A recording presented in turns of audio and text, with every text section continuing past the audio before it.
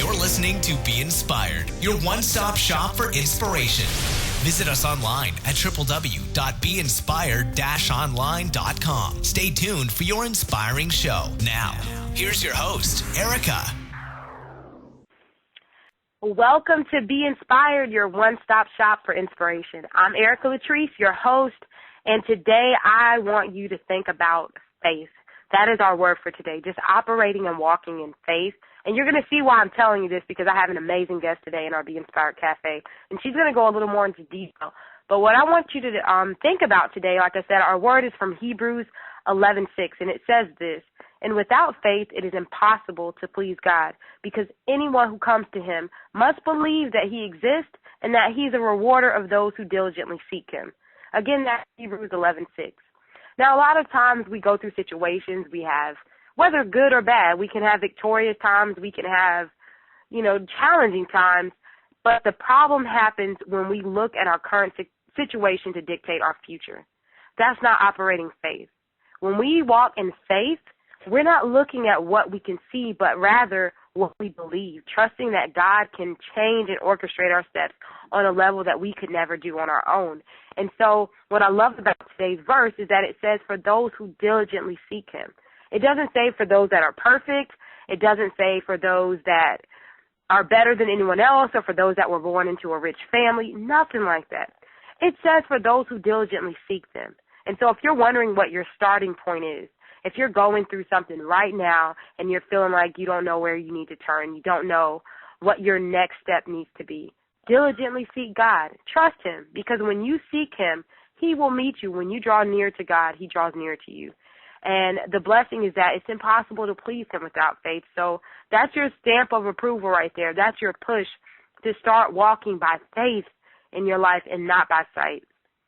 I'm so excited to bring to you our guest in the Be Inspired Cafe, because her story is all about faith. It's all about stepping outside of her comfort zone. And because she did that, you're going to hear from her what the fruit was. She was able to create a platform to reach so many other people with her message. And had she not stepped out in faith, she may have never come across some of the amazing opportunities that she's come across.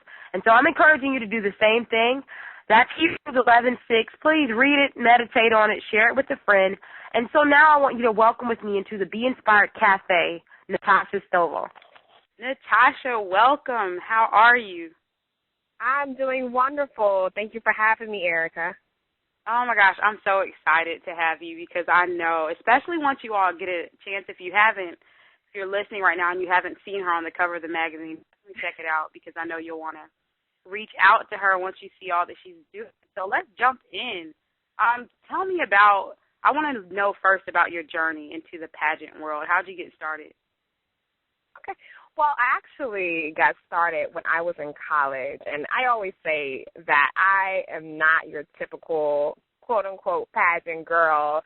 I actually got started in 2006 is when I did my first pageant. I won on the first try, but I always tell people that I did not want to do a pageant. I had several people really insist every year that I enter a pageant, and there was one particular pageant that was really well known in Virginia. Really, it's across the nation. It's called Miss Black and Gold, and it's the pageant for Alpha Phi Alpha Fraternity Incorporated, which is the oldest African American fraternity. And I had several members of the Nu Theta chapter at Old Dominion University really push for me to compete. And I was just like, no, you should just go get someone else, someone who's more outgoing, someone who likes, to be in front of people and likes the spotlight. That's just not me. I even offered to help volunteer. So I was their volunteer in 2005. I said, no, I won't compete, but I'll help you set up. So I was really adamantly opposed to doing a pageant. But that year, 2006, the president of the chapter, his name is Kevin, he came to me and he said, you should really consider competing. I told him again, no, thank you. I will help you guys set up, but I will not compete. And I went home that night and I prayed about it. And I asked God, I said, I'll do what you want me to do. Just let me know. Give me the discernment, give me the clarity to know if this is something that I should do. And I went to bed, woke up the next day, and the first thought of my mind was, you're going to do that pageant, and you're going to do well in that pageant. I didn't have a talent. I absolutely had no public speaking skills. I'm very laid back, to myself, but I woke up that morning knowing that I was equipped to do this new venture and that I had everything I needed. And from there on, it's been a success story. So it's been a great experience. Wow, that's a great story. So what would you say to that person that maybe they're dealing with a decision, something that's outside of their comfort zone, and they're, just really trying to figure out if they should go after it? What would be your advice to that person? Well, I will always say, first you need to consider why you are hesitant. And consider if it's a matter of emotion. Is it a matter of fear? Is it because you've never seen it done? Because I know for me, those three things have kept me from doing a lot of new ventures. I would always say to myself, Natasha, you can't do that. No one in your family has done it. Oh, no, you can't do it. You've never seen an example of it done. Or an African American has never done this before. But you have to remember, you were not created to fit molds. I believe we were created to be trailblazers and to create our own molds.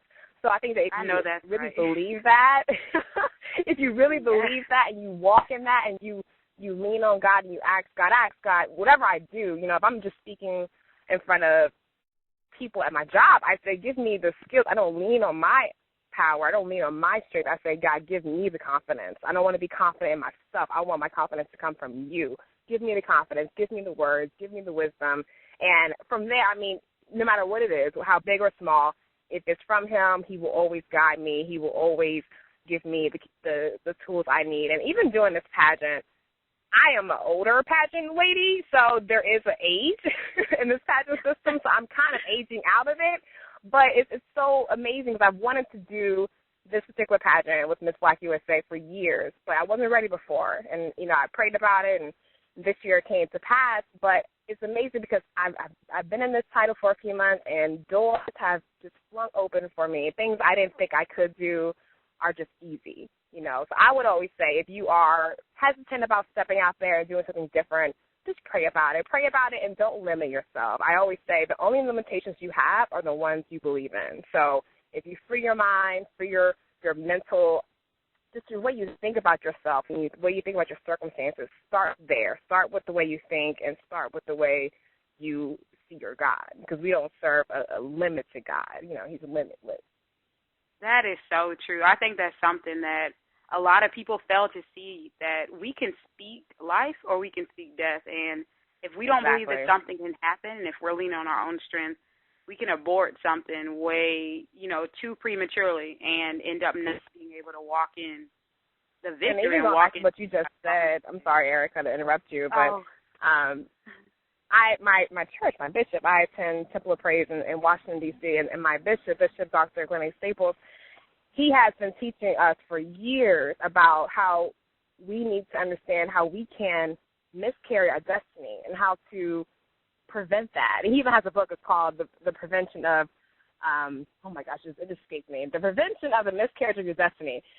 But he's taught us for years how to walk in a way that you are able to birth your destiny and how to think in a manner that you will not miscarry, because it is possible. If you keep limiting yourself and every time the opportunity comes you say, no, I can't do it, I'm too old, or no, I don't have the money to do it, or oh, no, that's not for me, you can miss that door, that opportunity, and you have to be very careful about that. I totally agree with you. That is so, oh my gosh, that's so needed, because it's very easy to limit ourselves by what we're capable of doing and looking at what we're going through right now, when God is greater and beyond what we can see. And he knew when when we were formed in our mother's womb, he knew what we were destined to do and equipped us. So I think just your story is just powerful. So what is your platform? What's that thing that you're standing for and that you're passionate about right now?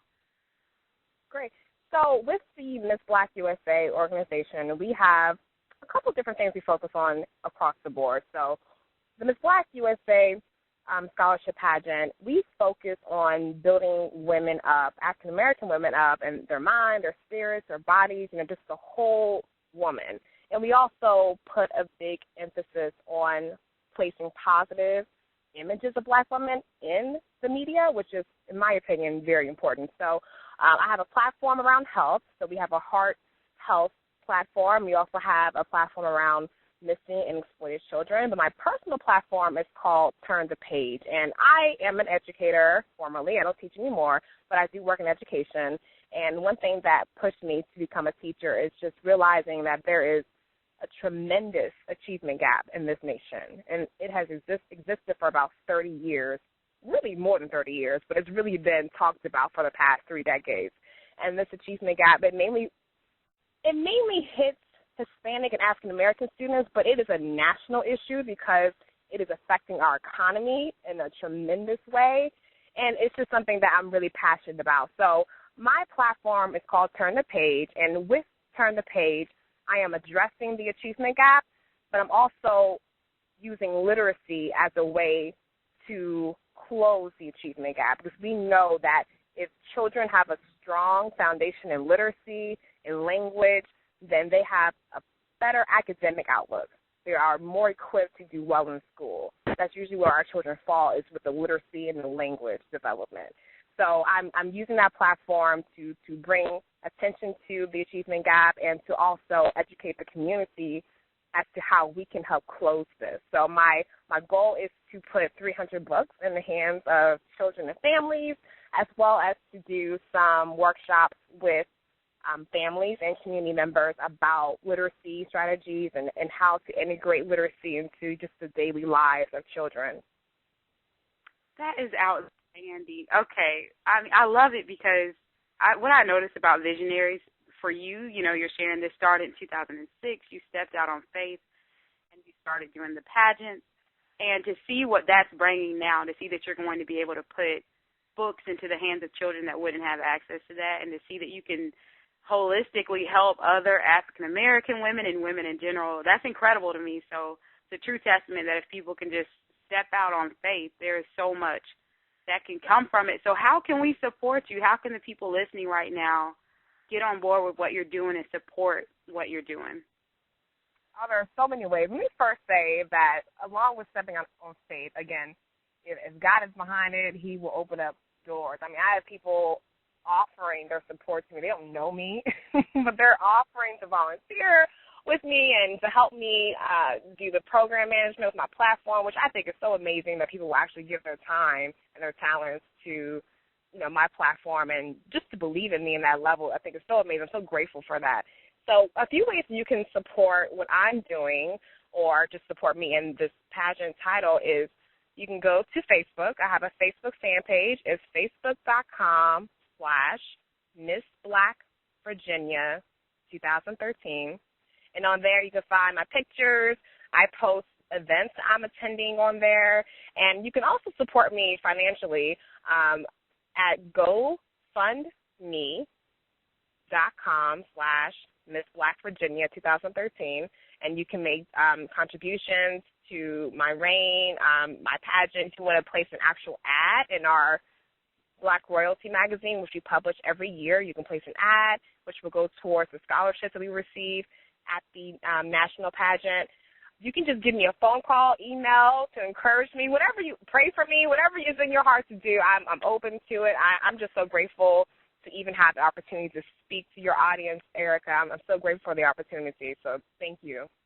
Oh, well, thank you so much. I know, like I said, that your story is just such a blessing. So for everyone listening, make sure that you go to her Facebook page, hit her up, go to GoFundMe, especially if you're passionate about the same things that Natasha's passionate about. You can support her, offer your skills, your prayer, and all of that. Natasha, thank you again on behalf of everyone at Be Inspired for coming into the Be Inspired Cafe. Thank you for having me. You're listening to Be Inspired, your one-stop shop for inspiration. Visit us online at www.beinspired-online.com.